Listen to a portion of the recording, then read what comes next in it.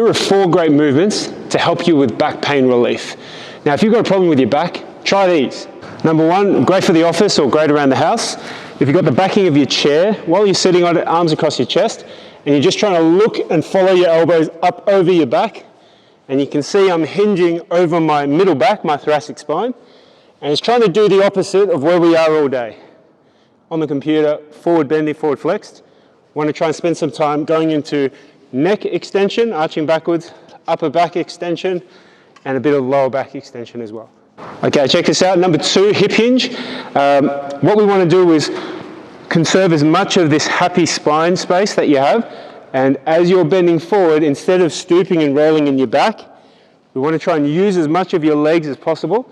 So trying to stick your bottom out, keeping a nice, happy, neutral spine, and then helping yourself back up. Quick tip, guys, if you're looking to move around and you're really stiff, especially if you're trying to get to the floor, here's a great way you can do a safe transfer, okay? So back's really sore, you're trying to get down.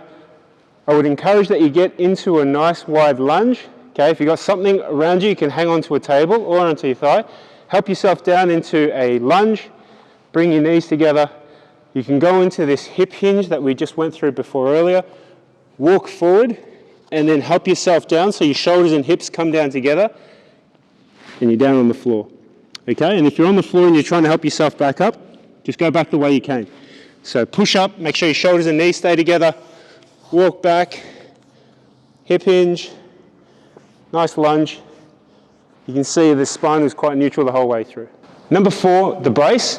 One way that I enjoy teaching people how to brace is using the webbing of your hand, pop it around the outside part here of your ribs, and what you're trying to do is you're trying to expand your trunk out towards your hand. So if you think about pushing in, okay, you're trying to push out there, feel that expansion, and you should feel this tension all the way around your trunk.